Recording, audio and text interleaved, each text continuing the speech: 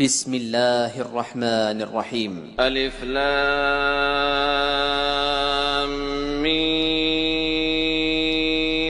ذلك الكتاب لا ريب فيه هدى للمتقين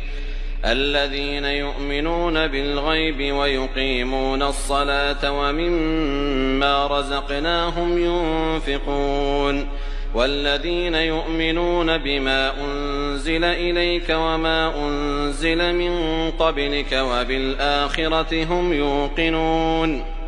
أولئك على هدى من ربهم وأولئك هم المفلحون إن الذين كفروا سواء عليهم أأنذرتهم أم لم تنذرهم لا يؤمنون ختم الله على قلوبهم وعلى سمعهم وعلى أبصارهم غشاوة ولهم عذاب عظيم ومن الناس من يقول آمنا بالله وباليوم الآخر وما هم بمؤمنين يخادعون الله والذين آمنوا وما يخدعون إلا أنفسهم وما يشعرون في قلوبهم مرض فزادهم الله مرضا ولهم عذاب أليم بما كانوا يكذبون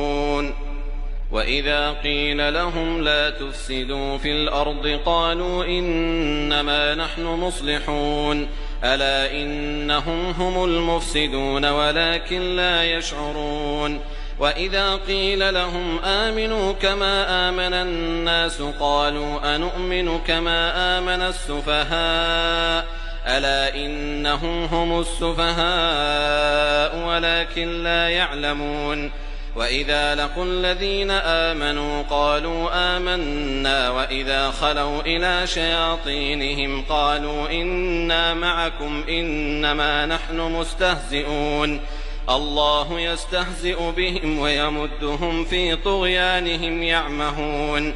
أولئك الذين اشتروا الضلالة بالهدى فما ربحت تجارتهم وما كانوا مهتدين مثلهم كمثل الذي استوقد نارا فلما أضاءت ما حوله ذهب الله بنورهم وتركهم في ظلمات لا يبصرون صم بكم عمي فهم لا يرجعون أو كصيب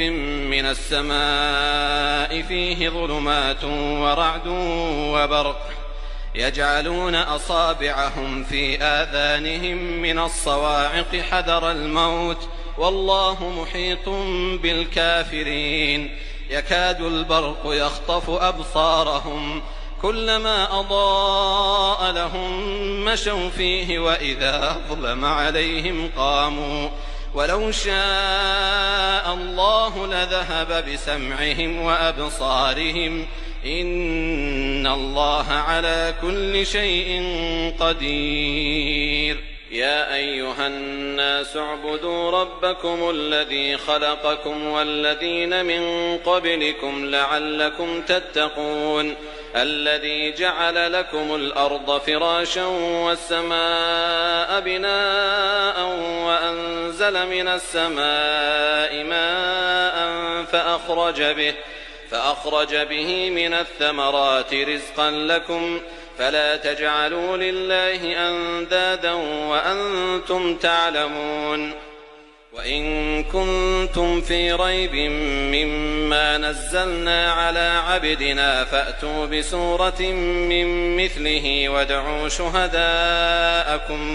وادعوا شهداءكم من دون الله إن كنتم صادقين فإن لم تفعلوا ولن تفعلوا فاتقوا النار التي وقودها الناس والحجارة أعدت للكافرين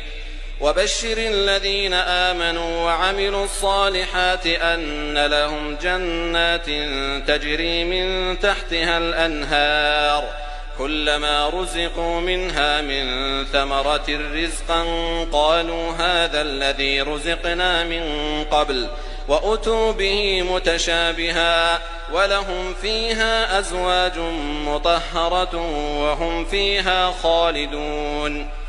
إن الله لا يستحيي أن يضرب مثلا ما بعوضة فما فوقها فأما الذين آمنوا فيعلمون أنه الحق من ربهم وأما الذين كفروا فيقولون ماذا أراد الله بهذا مثلا يضل به كثيرا ويهدي به كثيرا وما يضل به إلا الفاسقين الذين ينقضون عهد الله من بعد ميثاقه ويقطعون ما أمر الله به أن يوصل ويفسدون في الأرض أولئك هم الخاسرون. كيف تكفرون بالله وكنتم أمواتا فأحياكم ثم يميتكم ثم يحييكم ثم إليه ترجعون. هو الذي خلق لكم ما في الأرض جميعا ثم استوى إلى السماء فسواهن 7 سماوات وهو بكل شيء عليم. وإذ قال ربك للملائكة إني جاعل في الأرض خليفة قالوا أتجعل فيها من يفسد فيها ويسفك الدماء ونحن نسبح بحمدك ونقدس لك قال إني أعلم ما لا تعلمون. وعلم آدم الأسماء كلها ثم عرضهم على الملائكة فقال أنبئوني بأسماء هؤلاء إن كنتم صادقين. قالوا سبحانك لا علم لنا إلا ما علمتنا إنك أنت العليم الحكيم. قال يا آدم أنبئهم بأسمائهم فلما أنبأهم بأسمائهم قال ألم أقل لكم إني أعلم غيب السماوات والأرض وأعلم ما تبدون وما كنتم تكتمون. وإذ قلنا للملائكة اسجدوا لآدم فسجدوا إلا إبليس أبى واستكبر وكان من الكافرين. وقلنا يا آدم اسكن أنت وزوجك الجنة وكلا منها رغدا حيث شئتما ولا تقربا هذه الشجرة فتكونا من الظالمين. فأزلهما الشيطان عنها فأخرجهما مما كانا فيه وقلنا اهبطوا بعضكم لبعض عدو ولكم في الأرض مستقر ومتاع إلى حين. فتلقى آدم من ربه كلمات فتاب عليه إنه هو التواب الرحيم. قلنا اهبطوا منها جميعا فإما يأتينكم مني هدى فمن تبع هداي فلا خوف عليهم ولا هم يحزنون. والذين كفروا وكذبوا بآياتنا أولئك أصحاب النار هم فيها خالدون. يا بني إسرائيل اذكروا نعمتي التي أنعمت عليكم وأوفوا بعهدي أوف بعهدكم وإياي فارهبون. وآمنوا بما أنزلت مصدقا لما معكم ولا تكونوا أول كافر به ولا تشتروا بآياتي ثمنا قليلا وإياي فاتقون. ولا تلبسوا الحق بالباطل وتكتموا الحق وأنتم تعلمون. وأقيموا الصلاة وآتوا الزكاة واركعوا مع الراكعين. أتأمرون الناس بالبر وتنسون أنفسكم وأنتم تتلون الكتاب أفلا تعقلون. واستعينوا بالصبر والصلاة وإنها لكبيرة إلا على الخاشعين. الذين يظنون أنهم ملاقو ربهم وأنهم إليه راجعون. يا بني إسرائيل اذكروا نعمتي التي أنعمت عليكم وأني فضلتكم على العالمين واتقوا يوما لا تجزي نفس عن نفس شيئا ولا يقبل منها شفاعة ولا يؤخذ منها عدل ولا هم ينصرون. وإذ نجيناكم من آل فرعون يسومونكم سوء العذاب يذبحون أبناءكم ويستحيون نساءكم وفي ذلكم بلاء من ربكم عظيم. وإذ فرقنا بكم البحر فأنجيناكم وأغرقنا آل فرعون وأنتم تنظرون. وإذ واعدنا موسى 40 ليلة ثم اتخذتم العجل من بعده وأنتم ظالمون ثم عفونا عنكم من بعد ذلك لعلكم تشكرون. وإذ آتينا موسى الكتاب والفرقان لعلكم تهتدون. وإذ قال موسى لقومه يا قوم إنكم ظلمتم أنفسكم باتخاذكم العجل فتوبوا إلى بارئكم فاقتلوا أنفسكم ذلكم خير لكم عند بارئكم فتاب عليكم إنه هو التواب الرحيم. وإذ قلتم يا موسى لن نؤمن لك حتى نرى الله جهرة فأخذتكم الصاعقة وأنتم تنظرون ثم بعثناكم من بعد موتكم لعلكم تشكرون. وظللنا عليكم الغمام وأنزلنا عليكم المن والسلوى كلوا من طيبات ما رزقناكم وما ظلمونا ولكن كانوا أنفسهم يظلمون. وإذ قلنا ادخلوا هذه القرية فكلوا منها حيث شئتم رغدا وادخلوا الباب سجدا وقولوا حطة نغفر لكم خطاياكم وسنزيد المحسنين. فبدل الذين ظلموا قولا غير الذي قيل لهم فأنزلنا على الذين ظلموا رجزا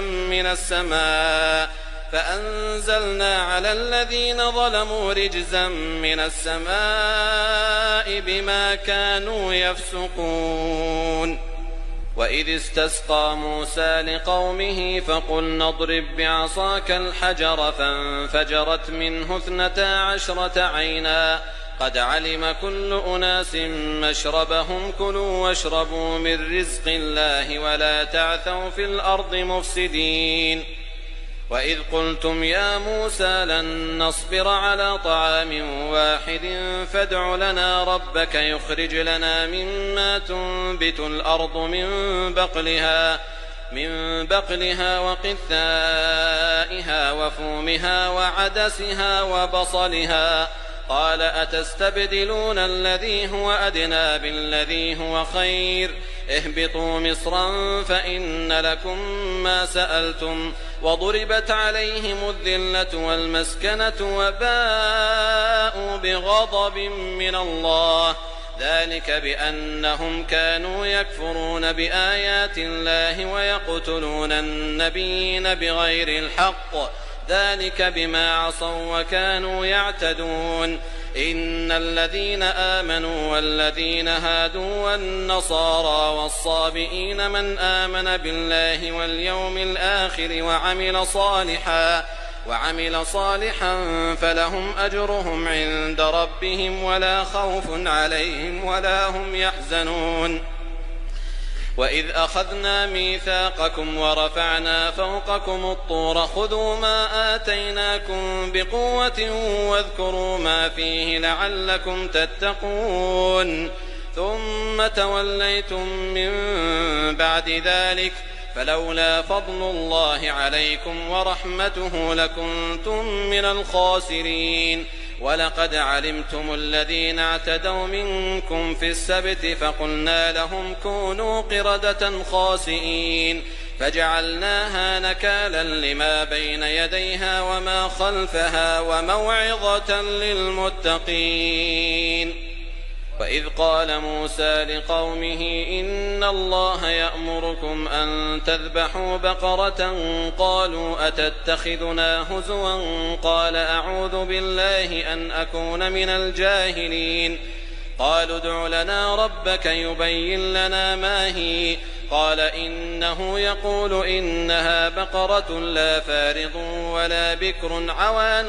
بين ذلك فافعلوا ما تؤمرون. قالوا ادع لنا ربك يبين لنا ما لونها قال إنه يقول إنها بقرة صفراء فاقع لونها تسر الناظرين. قالوا ادع لنا ربك يبين لنا ما هي إن البقرة شابه علينا وإنا إن شاء الله لمهتدون. قال إنه يقول إنها بقرة لا ذلول تثير الأرض ولا تسقي الحرث مسلمة لا شية فيها. قالوا الآن جئت بالحق فذبحوها وما كادوا يفعلون. وإذ قتلتم نفسا فادارأتم فيها والله مخرج ما كنتم تكتمون. فقلنا اضربوه ببعضها كذلك يحيي الله الموتى ويريكم آياته لعلكم تعقلون. ثم قست قلوبكم من بعد ذلك فهي كالحجارة أو أشد قسوة وإن من الحجارة لما يتفجر منه الأنهار وإن منها لما يشقق فيخرج منه الماء وإن منها لما يهبط من خشية الله وما الله بغافل عما تعملون. أفتطمعون أن يؤمنوا لكم وقد كان فريق منهم يسمعون كلام الله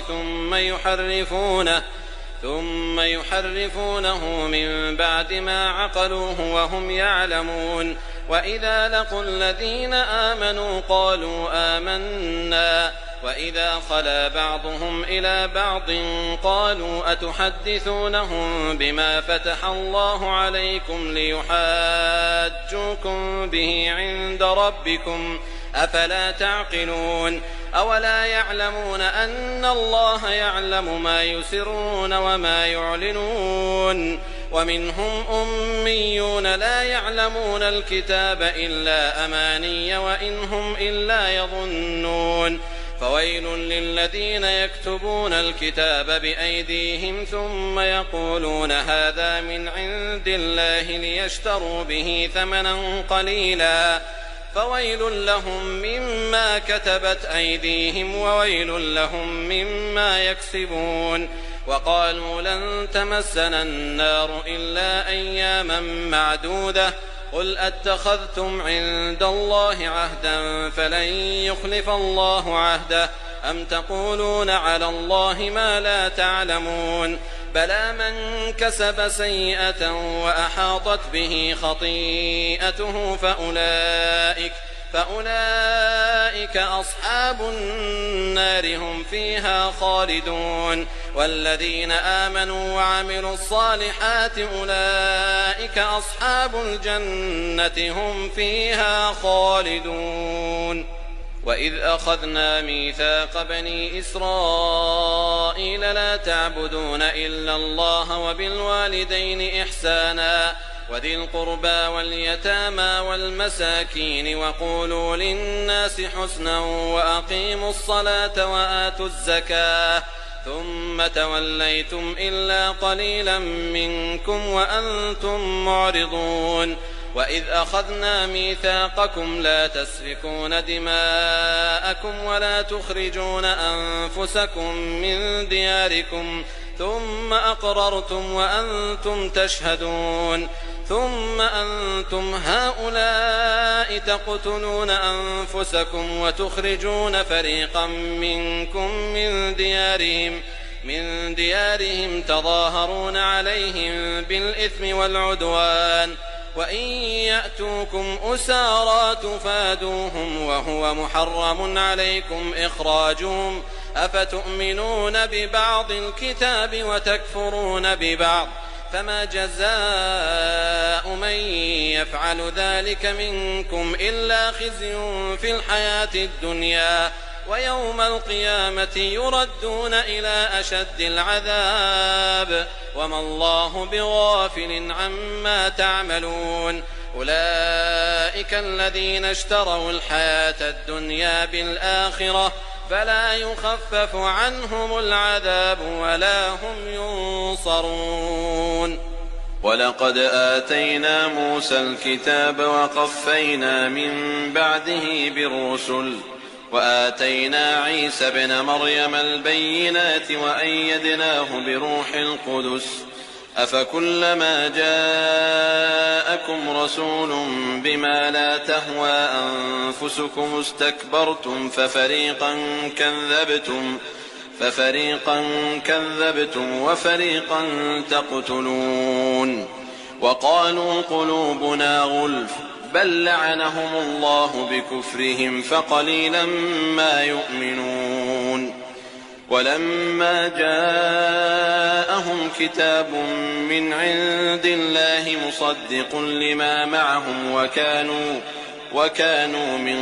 قبل يستفتحون على الذين كفروا فلما جاءهم ما عرفوا كفروا به فلعنة الله على الكافرين بئس ما اشتروا به أنفسهم أن يكفروا بما أنزل الله بغيا أن ينزل الله من فضله على من يشاء من عباده فباءوا بغضب على غضب وللكافرين عذاب مهين. وإذا قيل لهم آمنوا بما أنزل الله قالوا نؤمن بما أنزل علينا ويكفرون بما وراءه وهو الحق مصدقا لما معهم قل فلم تقتلون أنبياء الله من قبل إن كنتم مؤمنين ولقد جاءكم موسى بالبينات ثم اتخذتم العجل من بعده وأنتم ظالمون وإذ أخذنا ميثاقكم ورفعنا فوقكم الطور خذوا ما آتيناكم بقوة واسمعوا قالوا سمعنا وعصينا وأشربوا في قلوبهم العجل بكفرهم قل بئس ما يأمركم به إيمانكم إن كنتم مؤمنين قل إن كانت لكم الدار الآخرة عند الله خالصة من دون الناس فتمنوا الموت إن كنتم صادقين ولن يتمنوه أبدا بما قدمت أيديهم والله عليم بالظالمين ولتجدنهم أحرص الناس على حياة ومن الذين أشركوا يود أحدهم لو يعمر 1000 سنة وما هو بمزحزحه من العذاب أن يعمر والله بصير بما يعملون قل من كان عدوا لجبريل فإنه نزله على قلبك بإذن الله مصدقا لما بين يديه وهدى وبشرى للمؤمنين من كان عدوا لله وملائكته ورسله وجبريل وميكال فإن الله عدو للكافرين ولقد أنزلنا إليك آيات بينات وما يكفر بها إلا الفاسقون أوكلما عاهدوا عهدا نبذه فريق منهم بل أكثرهم لا يؤمنون ولما جاءهم رسول من عند الله مصدق لما معهم نبذ فريق من الذين أوتوا الكتاب كتاب الله وراء ظهورهم كأنهم لا يعلمون واتبعوا ما تتلو الشياطين على ملك سليمان وما كفر سليمان ولكن الشياطين كفروا يعلمون الناس السحر وما أنزل على الملكين ببابل هاروت وماروت وما يعلمان من أحد حتى يقولا إنما نحن فتنة فلا تكفر فيتعلمون منهما ما يفرقون به بين المرء وزوجه وما هم بضارين به من أحد إلا بإذن الله ويتعلمون ما يضرهم ولا ينفعهم ولقد علموا لمن اشتراه ما له في الآخرة من خلاق ولبئس ما شروا به أنفسهم لو كانوا يعلمون ولو أنهم آمنوا واتقوا لمثوبة من عند الله خير لو كانوا يعلمون يا أيها الذين آمنوا لا تقولوا راعنا وقولوا انظرنا واسمعوا وللكافرين عذاب أليم ما يود الذين كفروا من أهل الكتاب ولا المشركين أن ينزل عليكم من خير من ربكم والله يختص برحمته من يشاء والله ذو الفضل العظيم ما ننسخ من آية أو ننسها نأت بخير منها أو مثلها ألم تعلم أن الله على كل شيء قدير ألم تعلم أن الله له ملك السماوات والأرض وما لكم من دون الله من ولي ولا نصير أم تريدون أن تسألوا رسولكم كما سئل موسى من قبل ومن يتبدل الكفر بالإيمان فقد ضل سواء السبيل ود كثير من أهل الكتاب لو يردونكم من بعد إيمانكم كفارا حسدا من عند أنفسهم من بعد ما تبين لهم الحق فاعفوا واصفحوا حتى يأتي الله بأمره إن الله على كل شيء قدير وأقيموا الصلاة وآتوا الزكاة وما تقدموا لأنفسكم من خير تجدوه عند الله إن الله بما تعملون بصير وقالوا لن يدخل الجنة إلا من كان هودا أو نصارى تلك أمانيهم قل هاتوا برهانكم إن كنتم صادقين بلى من أسلم وجهه لله وهو محسن فله أجره عند ربه ولا خوف عليهم ولا هم يحزنون وقالت اليهود ليست النصارى على شيء وقالت النصارى ليست اليهود على شيء وهم يتلون الكتاب كذلك قال الذين لا يعلمون مثل قولهم فالله يحكم بينهم يوم القيامة فيما كانوا فيه يختلفون ومن أظلم ممن منع مساجد الله أن يذكر فيها اسمه وسعى في خرابها أولئك ما كان لهم أن يدخلوها إلا خائفين لهم في الدنيا خزي ولهم في الآخرة عذاب عظيم ولله المشرق والمغرب فأينما تولوا فثم وجه الله إن الله واسع عليم. وقالوا اتخذ الله ولدا سبحانه بل له ما في السماوات والأرض كل له قانتون. بديع السماوات والأرض وإذا قضى أمرا فإنما يقول له كن فيكون. وقال الذين لا يعلمون لولا يكلمنا الله أو تأتينا آية كذلك قال الذين من قبلهم مثل قولهم تشابهت قلوبهم قد بينا الآيات لقوم يوقنون. إنا أرسلناك بالحق بشيرا ونذيرا ولا تسأل عن أصحاب الجحيم.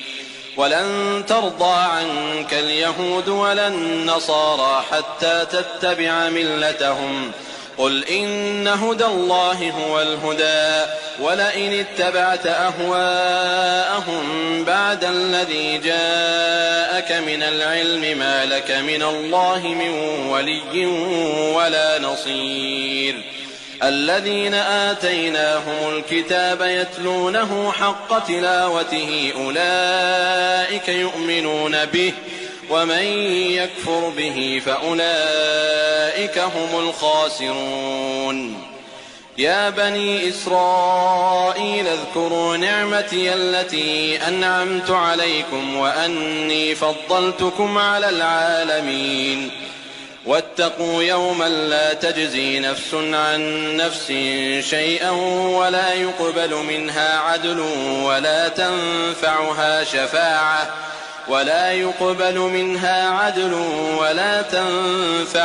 شفاعة ولا هم ينصرون. وإذ ابتلى إبراهيم ربه بكلمات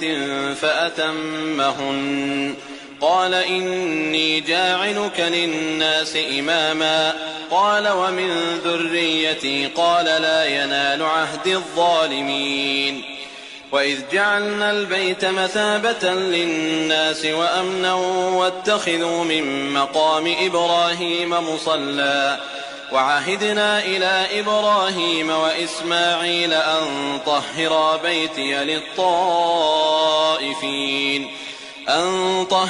بيتي للطائفين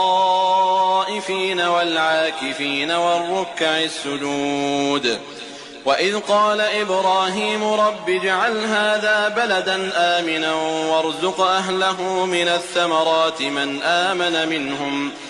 آمن منهم بالله واليوم الآخر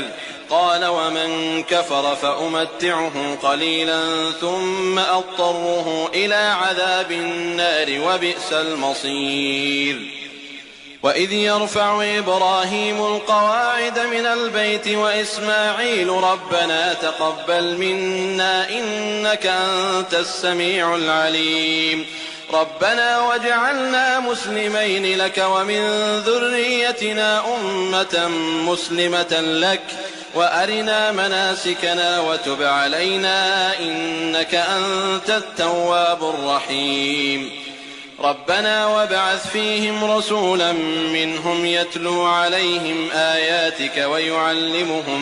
ويعلمهم الكتاب والحكمة ويزكيهم إنك أنت العزيز الحكيم.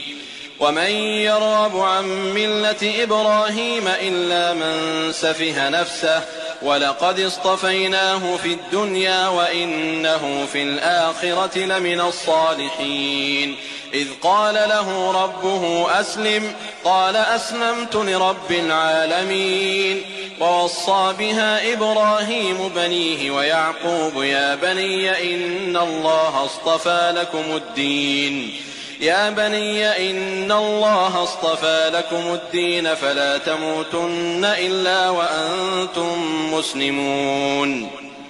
أم كنتم شهداء إذ حضر يعقوب الموت إذ قال لبنيه ما تعبدون من بعدي قالوا نعبد إلهك وإله آبائك إبراهيم وإسماعيل وإسحاق إلها واحدا ونحن له مسلمون تلك أمة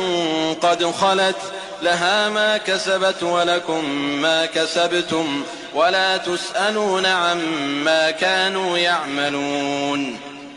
وقالوا كونوا هودا أو نصارى تهتدوا قل بل ملة إبراهيم حنيفا وما كان من المشركين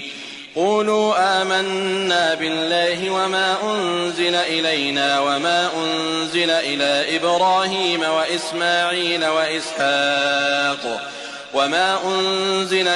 إبراهيم وإسماعيل وإسحاق ويعقوب والأسباط وما أوتي موسى وعيسى وما أوتي النبيون من ربهم لا نفرق بين أحد منهم ونحن له مسلمون فإن آمنوا بمثل ما آمنتم به فقد اهتدوا وإن تولوا فإنما هم في شقاق فسيكفيكهم الله وهو السميع العليم صبغة الله ومن أحسن من الله صبغة ونحن له عابدون قل أتحاجوننا في الله وهو ربنا وربكم ولنا أعمالنا ولكم أعمالكم ونحن له مخلصون أم تقولون إن إبراهيم وإسماعيل وإسحاق ويعقوب والأسباط كانوا هودا أو نصارى قل أأنتم أعلم أم الله ومن أظلم ممن كتم شهادة عنده من الله وما الله بغافل عما تعملون تلك أمة قد خلت لها ما كسبت ولكم ما كسبتم ولا تسألون عما كانوا يعملون سيقول السفهاء من الناس ما ولاهم عن قبلتهم التي كانوا عليها قل لله المشرق والمغرب يهدي من يشاء إلى صراط مستقيم وكذلك جعلناكم أمة وسطا لتكونوا شهداء على الناس ويكون الرسول عليكم شهيدا وما جعلنا القبلة التي كنت عليها إلا لنعلم من يتبع الرسول ممن ينقلب على عقبيه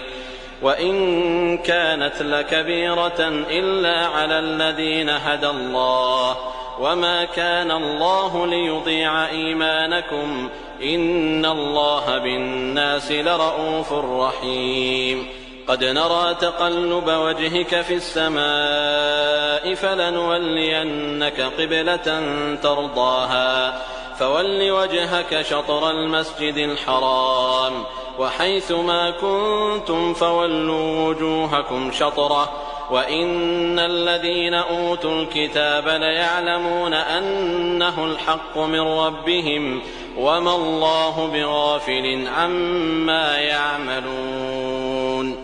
ولئن أتيت الذين أوتوا الكتاب بكل آية ما تبعوا قبلتك وما أنت بتابع قبلتهم وما بعضهم بتابع قبلة بعض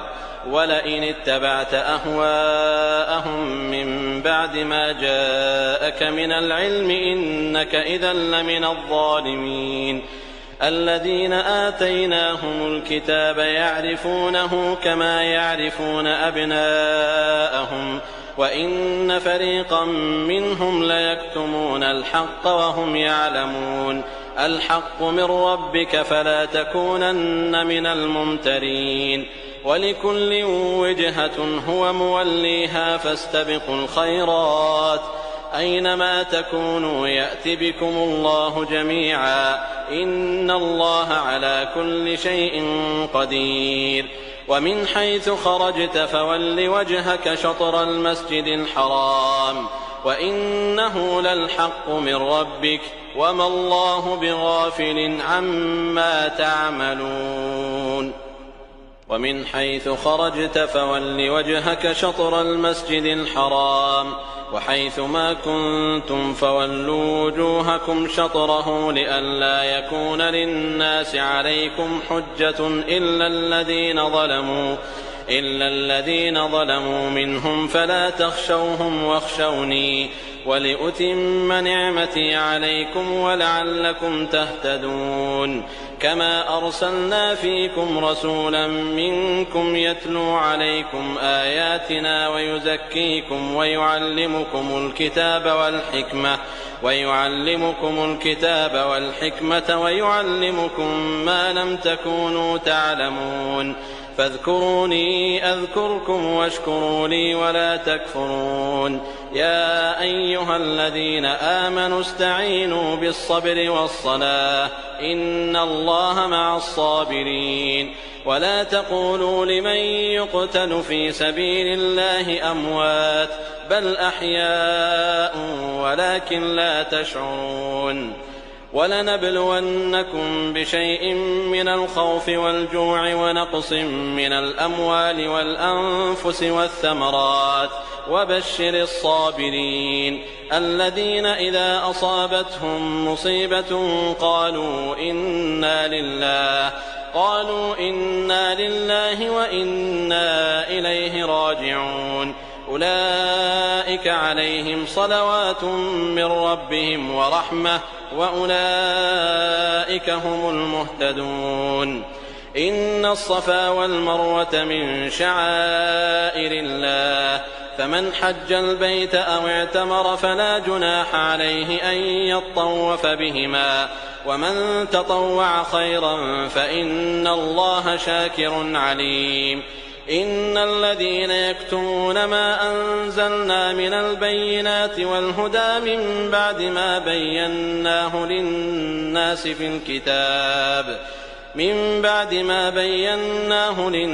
في الكتاب أولئك يلعنهم الله ويلعنهم اللاعنون إلا الذين تابوا وأصلحوا وبينوا فأولئك أتوب عليهم وأنا التواب الرحيم إن الذين كفروا وماتوا وهم كفار أولئك عليهم لعنة الله والملائكة والناس أجمعين خالدين فيها لا يخفف عنهم العذاب ولا هم ينظرون وإلهكم إله واحد لا إله إلا هو الرحمن الرحيم إن في خلق السماوات والأرض واختلاف الليل والنهار والفلك التي تجري في البحر بما ينفع الناس وما أنزل الله من السماء من ماء فأحيا به الأرض بعد موتها وبث فيها من كل دابة وتصريف الرياح والسحاب المسخر بين السماء والأرض لآيات لقوم يعقلون ومن الناس من يتخذ من دون الله أندادا يحبونهم كحب الله والذين آمنوا أشد حبا لله ولو يرى الذين ظلموا إذ يرون العذاب أن القوة لله جميعا وأن الله شديد العذاب إذ تبرأ الذين اتبعوا من الذين اتبعوا ورأوا العذاب وتقطعت بهم الأسباب وقال الذين اتبعوا لو أن لنا كرة فنتبرأ منهم كما تبرأوا منا كذلك يريهم الله أعمالهم حسرات عليهم وما هم بخارجين من النار يا أيها الناس كلوا مما في الأرض حلالا طيبا ولا تتبعوا خطوات الشيطان إنه لكم عدو مبين إنما يأمركم بالسوء والفحشاء وأن تقولوا على الله ما لا تعلمون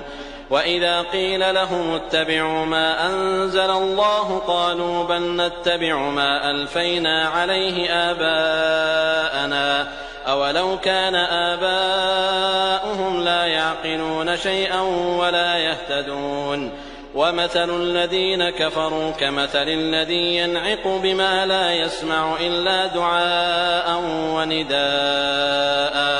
صم بكم عمي فهم لا يعقلون يا أيها الذين آمنوا كلوا من طيبات ما رزقناكم واشكروا لله إن كنتم إياه تعبدون إنما حرم عليكم الميتة والدم ولحم الخنزير وما أهل به لغير الله فمن اضطر غير باغ ولا عاد فلا إثم عليه إن الله غفور رحيم إن الذين يكتمون ما أنزل الله من الكتاب ويشترون به ثمنا قليلا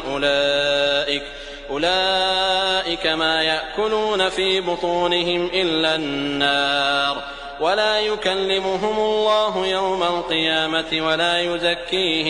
ولا يزكيهم ولهم عذاب أليم أولئك الذين اشتروا الضلالة بالهدى والعذاب بالمغفرة فما أصبرهم على النار ذلك بأن الله نزل الكتاب بالحق وإن الذين اختلفوا في الكتاب لفي شقاق بعيد ليس البر أن تولوا وجوهكم قبل المشرق والمغرب ولكن البر من آمن بالله واليوم الآخر والملائكة والكتاب والنبيين وآتى المال على حبه ذوي القربى واليتامى والمساكين وابن السبيل والسائلين وفي الرقاب وأقام الصلاة وآتى الزكاة والموفون بعهدهم إذا عاهدوا والصابرين في البأساء والضراء وحين البأس أولئك الذين صدقوا وأولئك هم المتقون يا أيها الذين آمنوا كتب عليكم القصاص في القتلى الحر بالحر والعبد بالعبد والأنثى بالأنثى فمن عفي له من أخيه شيء فاتباع بالمعروف وأداء إليه بإحسان ذلك تخفيف من ربكم ورحمة فمن اعتدى بعد ذلك فله عذاب أليم ولكم في القصاص حياة يا أولي الألباب لعلكم تتقون كتب عليكم إذا حضر أحدكم الموت إن ترك خيرا الوصية للوالدين والأقربين بالمعروف حقا على المتقين فمن بدله بعدما سمعه فإنما إثمه على الذين يبدلونه إن الله سميع عليم فمن خاف من موص جنفا أو إثما فأصلح بينهم فلا إثم عليه إن الله غفور رحيم يا أيها الذين آمنوا كتب عليكم الصيام كما كتب على الذين من قبلكم لعلكم تتقون أياما معدودات فمن كان منكم مريضا أو على سفر فعدة من أيام أخر وعلى الذين يطيقونه فدية طعام مسكين فمن تطوع خيرا فهو خير له وأن تصوموا خير لكم إن كنتم تعلمون شهر رمضان الذي أنزل فيه القرآن هدى للناس وبينات من الهدى والفرقان فمن شهد منكم الشهر فليصم ومن كان مريضا أو على سفر فعدة من أيام أخر يريد الله بكم اليسر ولا يريد بكم العسر ولتكملوا العدة ولتكبروا الله على ما هداكم ولعلكم تشكرون. وإذا سألك عبادي عني فإني قريب أجيب دعوة الداع إذا دعان فليستجيبوا لي وليؤمنوا بي لعلهم يرشدون. أحل لكم ليلة الصيام الرفث إلى نسائكم هن لباس لكم وأنتم لباس لهن علم الله أنكم كنتم تختانون أنفسكم فتاب عليكم وعفى عنكم فالآن باشروهن وابتغوا ما كتب الله لكم وكلوا واشربوا حتى يتبين لكم الخيط الأبيض من الخيط الأسود من الفجر ثم أتموا الصيام إلى الليل ولا تباشروهن وأنتم عاكفون في المساجد تلك حدود الله فلا تقربوها كذلك يبين الله آياته للناس لعلهم يتقون. ولا تأكلوا أموالكم بينكم بالباطل وتدلوا بها إلى الحكام لتأكلوا فريقا من أموال الناس بالإثم وأنتم تعلمون. يسألونك عن الأهلة قل هي مواقيت للناس والحج وليس البر بأن تأتوا البيوت من ظهورها ولكن البر من اتقى وأتوا البيوت من أبوابها واتقوا الله لعلكم تفلحون. وقاتلوا في سبيل الله الذين يقاتلونكم ولا تعتدوا إن الله لا يحب المعتدين. واقتلوهم حيث ثقفتموهم وأخرجوهم من حيث أخرجوكم والفتنة أشد من القتل ولا تقاتلوهم عند المسجد الحرام حتى يقاتلوكم فيه فإن قاتلوكم فاقتلوهم كذلك جزاء الكافرين فإن انتهوا فإن الله غفور رحيم. وقاتلوهم حتى لا تكون فتنة ويكون الدين لله فإن انتهوا فلا عدوان إلا على الظالمين. الشهر الحرام بالشهر الحرام والحرمات قصاص فمن اعتدى عليكم فاعتدوا عليه بمثل ما اعتدى عليكم واتقوا الله واعلموا أن الله مع المتقين. وأنفقوا في سبيل الله ولا تلقوا بأيديكم إلى التهلكة وأحسنوا إن الله يحب المحسنين. وأتموا الحج والعمرة لله فإن أحصرتم فما استيسر من الهدي ولا تحلقوا رؤوسكم حتى يبلغ الهدي محله فمن كان منكم مريضا أو به أذى من رأسه ففدية من صيام أو صدقة أو نسك فإذا أمنتم فمن تمتع بالعمرة إلى الحج فما استيسر من الهدي فمن لم يجد فصيام 3 أيام في الحج و7 إذا رجعتم تلك 10 كاملة ذلك لمن لم يكن أهله حاضر المسجد الحرام واتقوا الله واعلموا أن الله شديد العقاب. الحج أشهر معلومات فمن فرض فيهن الحج فلا رفث ولا فسوق ولا جدال في الحج وما تفعلوا من خير يعلمه الله وتزودوا فإن خير الزاد التقوى واتقون يا أولي الألباب. ليس عليكم جناح أن تبتغوا فضلا من ربكم فإذا أفضتم من عرفات فاذكروا الله عند المشعر الحرام واذكروه كما هداكم وإن كنتم من قبله لمن الضالين ثم أفيضوا من حيث أفاض الناس واستغفروا الله إن الله غفور رحيم. فإذا قضيتم مناسككم فاذكروا الله كذكركم آباءكم أو أشد ذكرا فمن الناس من يقول ربنا آتنا في الدنيا وما له في الآخرة من خلاق ومنهم من يقول ربنا آتنا في الدنيا حسنة وفي الآخرة حسنة وقنا عذاب النار أولئك لهم نصيب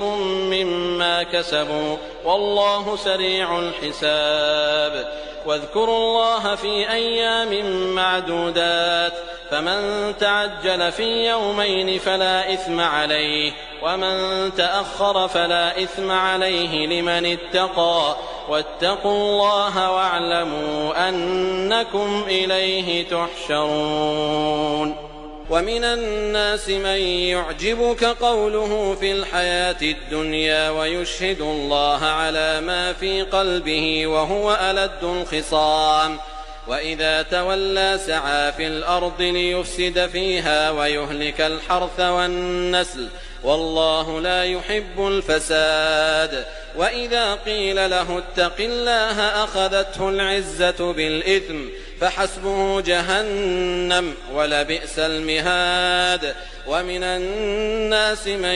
يشري نفسه ابتغاء مرضات الله والله رءوف بالعباد يا أيها الذين آمنوا ادخلوا في السلم كافة ولا تتبعوا خطوات الشيطان إنه لكم عدو مبين فإن زللتم من بعد ما جاءتكم البينات فاعلموا أن الله عزيز حكيم هل ينظرون إلا أن يأتيهم الله في ظلل من الغمام والملائكة وقضي الأمر وإلى الله ترجع الأمور سل بني إسرائيل كم آتيناهم من آية بينة ومن يبدل نعمة الله من بعد ما جاءته فإن الله شديد العقاب زين للذين كفروا الحياة الدنيا ويسخرون من الذين آمنوا والذين اتقوا فوقهم يوم القيامة والله يرزق من يشاء بغير حساب كان الناس أمة واحدة فبعث الله النبيين مبشرين ومنذرين وأنزل معهم الكتاب بالحق ليحكم بين الناس فيما اختلفوا فيه وما اختلف فيه إلا الذين أوتوه من بعد ما جاءتهم البينات بغيا بينهم فهدى الله الذين آمنوا لما اختلفوا فيه من الحق بإذنه والله يهدي من يشاء إلى صراط مستقيم أم حسبتم أن تدخلوا الجنة ولما يأتكم مثل الذين خلوا من قبلكم مستهم البأساء والضراء وزلزلوا حتى يقول الرسول والذين آمنوا معه متى نصر الله ألا إن نصر الله قريب يسألونك ماذا ينفقون قل ما أنفقتم من خير فللوالدين والأقربين واليتامى والمساكين وابن السبيل وما تفعلوا من خير فإن الله به عليم كتب عليكم القتال وهو كره لكم وعسى أن تكرهوا شيئا وهو خير لكم وعسى أن تحبوا شيئا وهو شر لكم والله يعلم وأنتم لا تعلمون يسألونك عن الشهر الحرام قتال فيه قل قتال فيه كبير وصد عن سبيل الله وكفر به والمسجد الحرام وإخراج أهله منه أكبر عند الله والفتنة أكبر من القتل ولا يزالون يقاتلونكم حتى يردوكم عن دينكم إن استطاعوا ومن يرتدد منكم عن دينه فيمت وهو كافر فأولئك حبطت أعمالهم في الدنيا والآخرة وأولئك أصحاب النار هم فيها خالدون. إن الذين آمنوا والذين هاجروا وجاهدوا في سبيل الله أولئك يرجون رحمة الله والله غفور رحيم. يسألونك عن الخمر والميسر قل فيهما إثم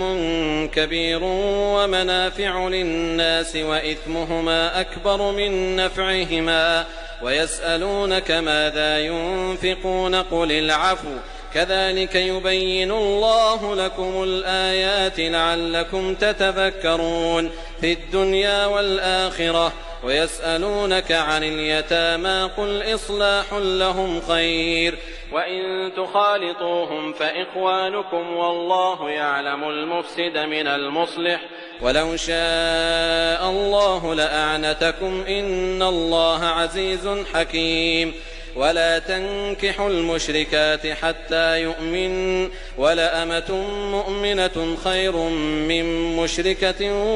ولو أعجبتكم ولا تنكحوا المشركين حتى يؤمنوا ولعبد مؤمن خير من مشرك ولو أعجبكم أولئك يدعون إلى النار والله يدعو إلى الجنة والمغفرة بإذنه ويبين آياته للناس لعلهم يتذكرون. ويسألونك عن المحيض قل هو أذى فاعتزلوا النساء في المحيض ولا تقربوهن حتى يطهرن فإذا تطهرن فأتوهن من حيث أمركم الله إن الله يحب التوابين ويحب المتطهرين. نساؤكم حرث لكم فأتوا حرثكم أنى شئتم وقدموا لأنفسكم واتقوا الله واعلموا أنكم ملاقوه وبشر المؤمنين. ولا تجعلوا الله عرضة لأيمانكم أن تبروا وتتقوا وتصلحوا بين الناس والله سميع عليم. لا يؤاخذكم الله باللغو في أيمانكم ولكن يؤاخذكم بما كسبت قلوبكم والله غفور حليم. للذين يؤلون من نسائهم تربص 4 أشهر فإن فاءوا فإن الله غفور رحيم. وإن عزموا الطلاق فإن الله سميع عليم. والمطلقات يتربصن بأنفسهن 3 قروء ولا يحل لهن أن يكتمن ما خلق الله في أرحامهن إن كن يؤمن بالله واليوم الآخر وبعولتهن أحق بردهن في ذلك إن أرادوا إصلاحا ولهن مثل الذي عليهن بالمعروف وللرجال عليهن درجة والله عزيز حكيم. الطلاق 2 فإمساك بمعروف أو تسريح بإحسان. ولا يحل لكم أن تأخذوا مما آتيتموهن شيئا إلا أن يخافا ألا يقيما حدود الله فإن خفتم ألا يقيما حدود الله فلا جناح عليهما فيما افتدت به تلك حدود الله فلا تعتدوها ومن يتعد حدود الله فأولئك هم الظالمون. فإن طلقها فلا تحل له من بعد حتى تنكح زوجا غيره فإن طلقها فلا جناح عليهما أن يتراجعا إن ظنا أن يقيما حدود الله وتلك حدود الله يبينها لقوم يعلمون. وإذا طلقتم النساء فبلغن أجلهن فأمسكوهن بمعروف أو سرحوهن بمعروف ولا تمسكوهن ضرارا لتعتدوا ومن يفعل ذلك فقد ظلم نفسه ولا تتخذوا آيات الله هزوا واذكروا نعمة الله عليكم وما أنزل عليكم من الكتاب والحكمة يعظكم به واتقوا الله واعلموا أن الله بكل شيء عليم. وإذا طلقتم النساء فبلغن أجلهن فلا تعضلوهن أن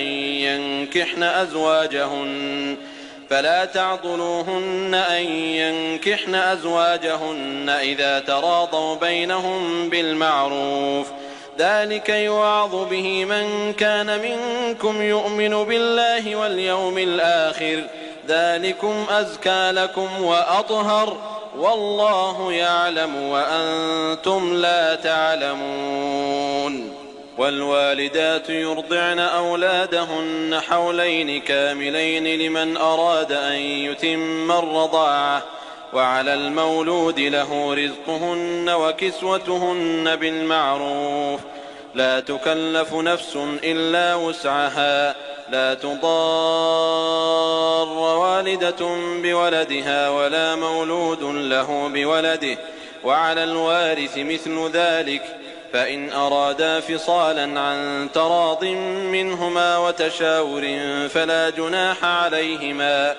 وإن أردتم أن تسترضعوا أولادكم فلا جناح عليكم إذا سلمتم ما آتيتم بالمعروف واتقوا الله واعلموا أن الله بما تعملون بصير. والذين يتوفون منكم ويذرون أزواجا يتربصن بأنفسهن 4 أشهر وعشرا فإذا بلغن أجلهن فلا جناح عليكم فيما فعلن في أنفسهن بالمعروف والله بما تعملون خبير. ولا جناح عليكم فيما عرضتم به من خطبة النساء أو أكننتم في أنفسكم علم الله أنكم ستذكرونهن ولكن لا تواعدوهن سرا إلا أن تقولوا قولا معروفا ولا تعزموا عقدة النكاح حتى يبلغ الكتاب أجله واعلموا أن الله يعلم ما في أنفسكم فاحذروه واعلموا أن الله غفور حليم. لا جناح عليكم إن طلقتم النساء ما لم تمسوهن أو تفرضوا لهن فريضة ومتعوهن على الموسع قدره وعلى المقتر قدره متاعا بالمعروف حقا على المحسنين. وإن طلقتموهن من قبل أن تمسوهن وقد فرضتم لهن فريضة فنصف ما فرضتم إلا أن يعفون أو يعفو الذي بيده عقدة النكاح وأن تعفوا أقرب للتقوى ولا تنسوا الفضل بينكم إن الله بما تعملون بصير. حافظوا على الصلوات والصلاة الوسطى وقوموا لله قانتين. فإن خفتم فرجالا أو ركبانا فإذا أمنتم فاذكروا الله كما علمكم ما لم تكونوا تعلمون. والذين يتوفون منكم ويذرون أزواجا وصية لأزواجهم متاعا إلى الحول غير إخراج فإن خرجن فلا جناح عليكم فيما فعلن في أنفسهن من معروف والله عزيز حكيم. وللمطلقات متاع بالمعروف حقا على المتقين كذلك يبين الله لكم آياته لعلكم تعقلون. ألم تر إلى الذين خرجوا من ديارهم وهم ألوف حذر الموت فقال لهم الله موتوا فقال لهم الله موتوا ثم أحياهم إن الله لذو فضل على الناس ولكن أكثر الناس لا يشكرون وقاتلوا في سبيل الله واعلموا أن الله سميع عليم من ذا الذي يقرض الله قرضا حسنا فيضاعفه له أضعافا كثيرة والله يقبض ويبسط وإليه ترجعون ألم تر إلى الملأ من بني إسرائيل من بعد موسى إذ قالوا لنبي لهم ابعث لنا ملكا نقاتل في سبيل الله قال هل عسيتم إن كتب عليكم القتال ألا تقاتلوا قالوا وما لنا ألا نقاتل في سبيل الله وقد أخرجنا من ديارنا وأبنائنا فلما كتب عليهم القتال تولوا إلا قليلا منهم والله عليم بالظالمين وقال لهم نبيهم إن الله قد بعث لكم طالوت ملكا قالوا أنى يكون له الملك علينا ونحن أحق بالملك منه ولم يؤت سعة من المال قال إن الله اصطفاه عليكم وزاده بسطة في العلم والجسم والله يؤتي ملكه من يشاء والله واسع عليم وقال لهم نبيهم إن آية ملكه أن يأتيكم التابوت فيه سكينة من ربكم وبقية مما ترك آل موسى وآل هارون تحمله الملائكة إن في ذلك لآية لكم إن كنتم مؤمنين فلما فصل طالوت بالجنود قال إن الله مبتليكم بنهر فمن شرب منه فليس مني ومن لم يطعمه فإنه مني إلا من اغترف غرفة بيده فشربوا منه إلا قليلا منهم فلما جاوزه هو والذين آمنوا معه قالوا لا طاقة لنا اليوم بجالوت وجنوده قال الذين يظنون أنهم ملاقوا الله كم من فئة قليلة غلبت فئة كثيرة بإذن الله والله مع الصابرين ولما برزوا لجالوت وجنوده قالوا ربنا أفرغ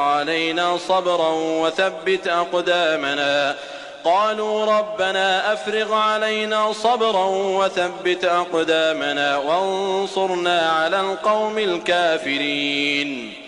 فهزموهم بإذن الله وقتل داود جالوت وآتاه الله الملك والحكمة وعلمه مما يشاء ولولا دفع الله الناس بعضهم ببعض لفسدت الأرض ولكن الله ذو فضل على العالمين تلك آيات الله نتلوها عليك بالحق وإنك لمن المرسلين تلك الرسل فضلنا بعضهم على بعض منهم من كلم الله ورفع بعضهم درجات وآتينا عيسى ابن مريم البينات وأيدناه بروح القدس ولو شاء الله ما اقتتل الذين من بعدهم من بعد ما جاءتهم البينات ولكن اختلفوا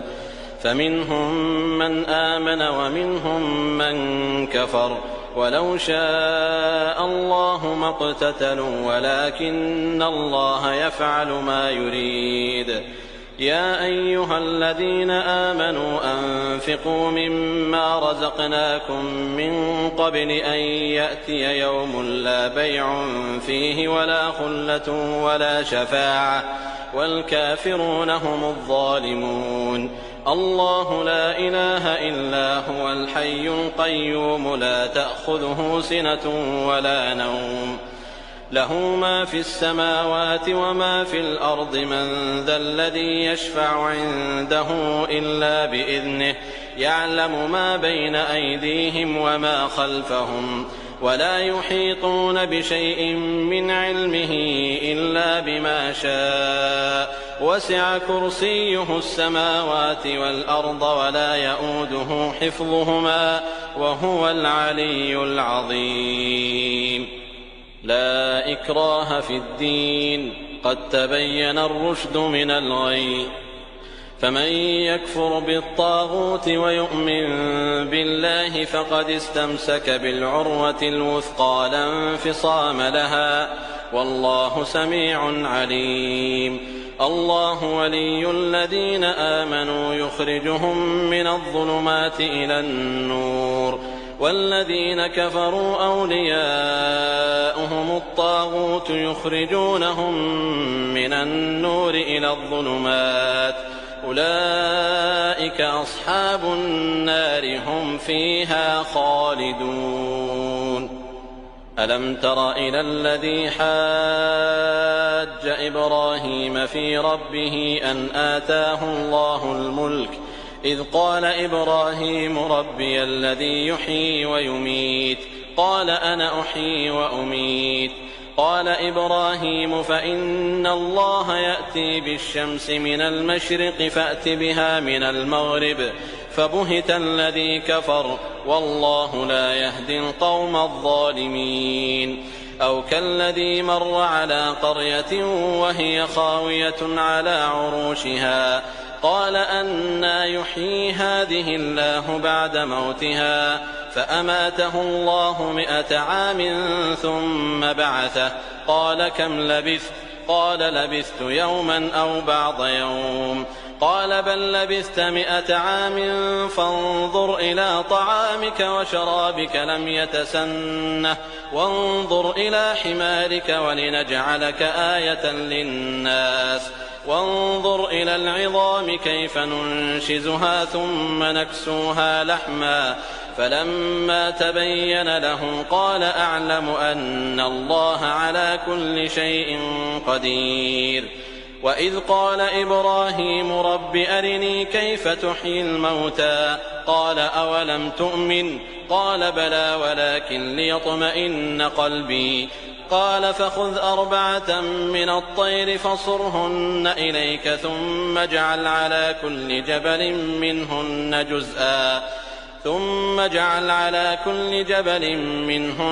جزءا ثم ادعهن يأتينك سعيا واعلم أن الله عزيز حكيم. مثل الذين ينفقون أموالهم في سبيل الله كمثل حبة أنبتت 7 سنابل في كل سنبلة 100 حبة والله يضاعف لمن يشاء والله واسع عليم. الذين ينفقون أموالهم في سبيل الله ثم لا يتبعون ما أنفقوا منا ولا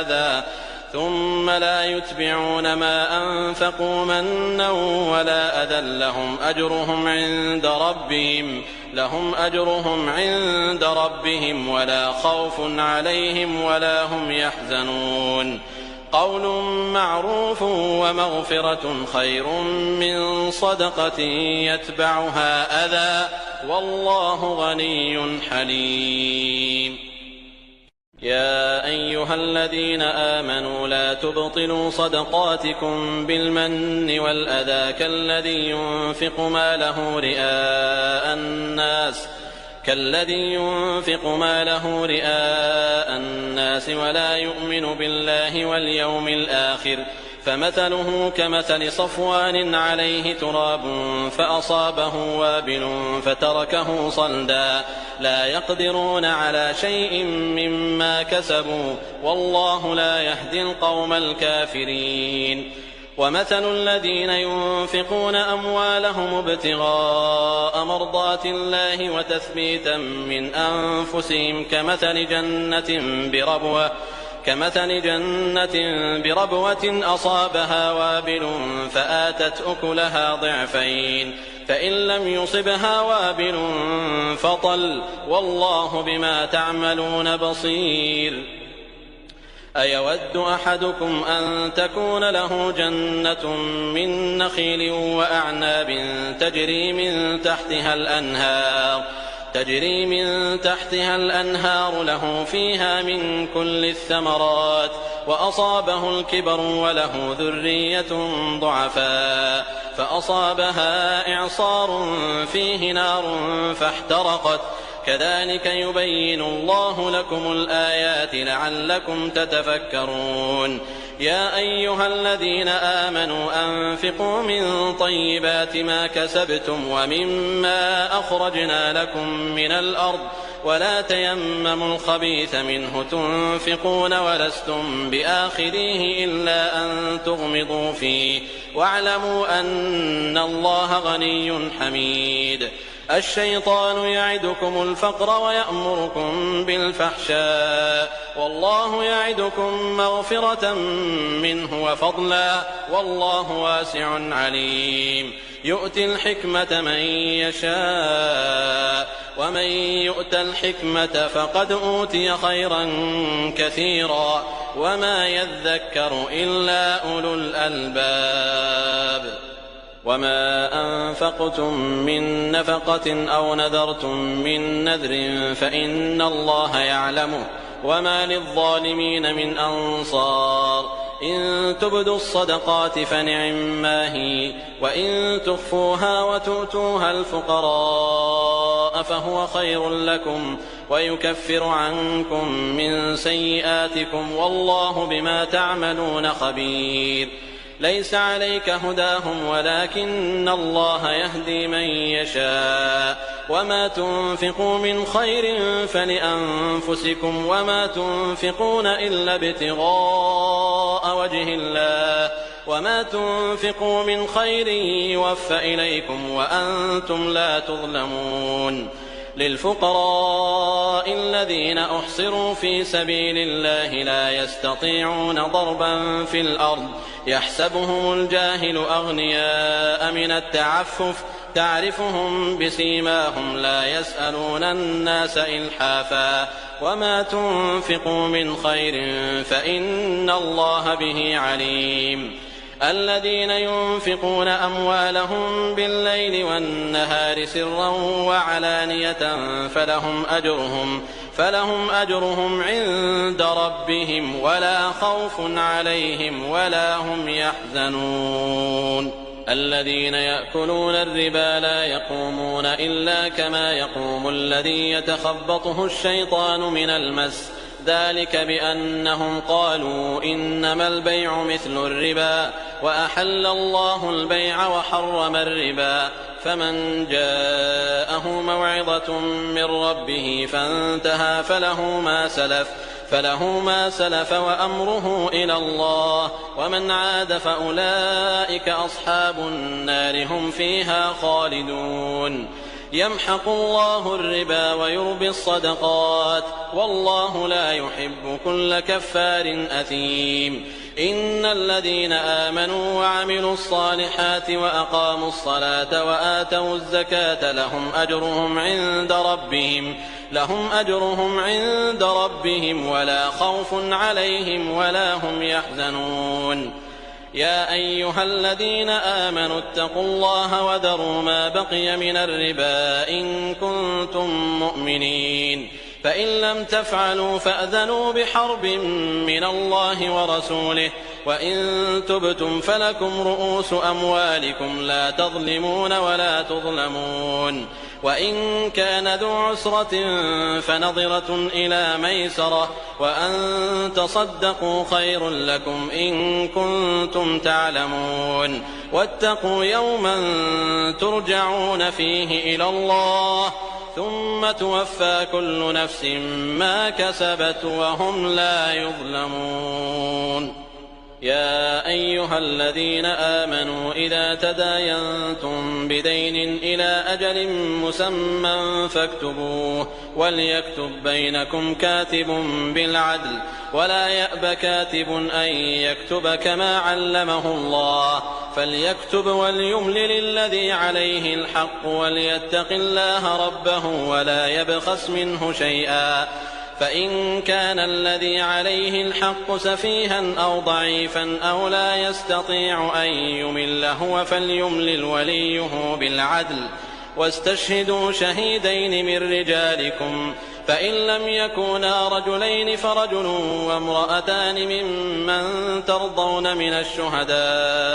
ممن ترضون من الشهداء أن تضل إحداهما فتذكر إحداهما الأخرى ولا يأبى الشهداء إذا ما دعوا ولا تسأموا أن تكتبوه صغيرا أو كبيرا إلى أجله ذلكم أقسط عند الله وأقوم للشهادة وأدنى ألا ترتابوا إلا أن تكون تجارة حاضرة تديرونها بينكم فليس عليكم جناح ألا تكتبوها وأشهدوا إذا تبايعتم ولا يضار